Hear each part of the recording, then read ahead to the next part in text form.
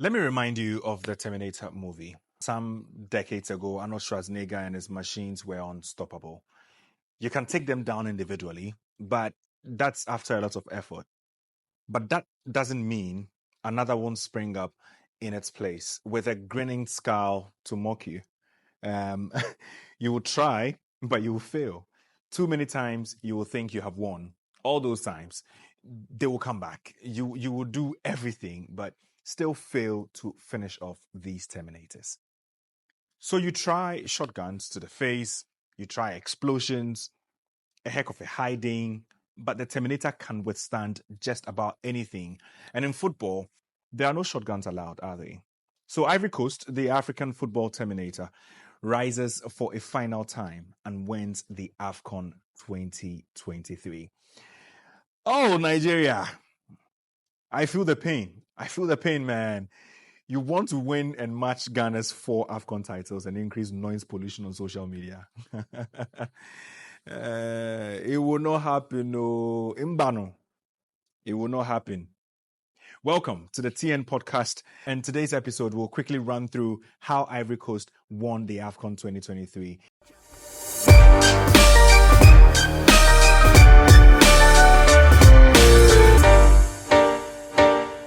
So they are the final team that qualified as part of the favorite 4 teams who finished third in their groups. And that by itself was a miracle. Not a lot of people expected that. So they rushed to the streets of Abidjan and the entire Ivory Coast. They made sure that the whole of Africa heard them, celebrating their march to the knockout round. Now, what happened there was not a lot of people expected them to make it past the other round, the next round, which was against Senegal. They sacked their coach, brought in a new man, and he finished off the job in a way no one, absolutely no one, could have scripted. Now, I am talking about MS5. Hats off to you because you have done what a lot didn't think was possible. They started their journey in the round of 16 so well with a good win over the then reigning champions, Senegal. They fought so hard after going down early in that game, and then they won. In the quarterfinal, they beat Mali. Mali are also a very good side on the continent, make no mistake, but Ivory Coast managed to secure a win there as well. Then they conquered DR Congo in the semi-final. And at this point, a lot of people began believing. They started believing that Ivory Coast can actually get the job done. But on the other side of the tree, Nigeria were also doing wonders. They had beaten Cameroon. They also beat Equatorial Guinea, who are sort of like the giant slayers. Remember, they had already beaten Ivory Coast by 4-0. That game that reminded or that told everybody that Ivory Coast were down and out. So Equatorial Guinea, obviously, big boys. Then Nigeria beat South Africa. South Africa had beaten Cape Verde in the previous round via penalty shootouts. And when this game between Nigeria and South Africa went into the penalty shootouts, a lot of people thought this was going to be the game that finally stopped Nigeria. But Rowan Williams couldn't do his magic. Remember, he saved 4 penalty kicks in the previous shootouts. This time he couldn't do it. So that was what happened and how these two guys got to the final of the AFCON 2023. So to further prove to us that they really are the Terminators of African football, they went down to Nigeria.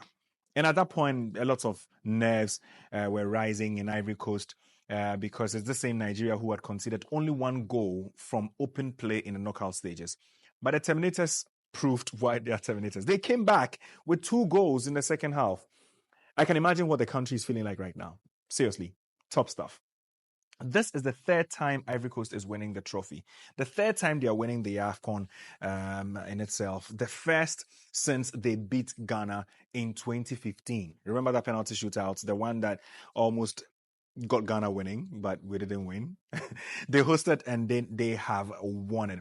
They were down, but they were never out. the Terminators rose from the dead a number of times and have won the whole thing. And that's exactly what you expect of a country that are determined to win something. They have won it, and that's exactly what we wanted, and expected of them. It raised a lot of spirits, in the tournaments. The whole country was buzzing. The euphoria was high. Everyone that I've spoken to that has been in Ivory Coast the entire 3 weeks says, especially after Ivory Coast qualified to the knockout round, their country hasn't been the same. They've been buzzing almost every match day, and this final was no exception. It was full. The attendance we are craving or have been craving for a while. But of course, when the hosts enter, or when a favored team enters a final, we know that attendance is a very good thing. Now, let's look at some of the individual performances and those who stood out in the tournament.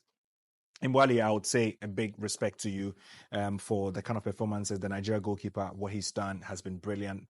Very good shot stopper. And I think that he definitely would have a lot of, interest coming his way. But Rowan Williams won the goalkeeper of the tournament. And my God, what a goalkeeper. It's not just about saving those kicks, the 4 he did, but it's also about every other job that he's been tasked to do and how he's actually done it.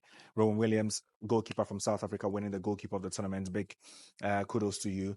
Now, he won the Golden Glove as well. And of course, that goes to the goalkeeper with the standout statistics, and he won that. And Emiliano Insue also won the Golden Boot, and he has played his heart out. His hat trick in the group stage also helped him there.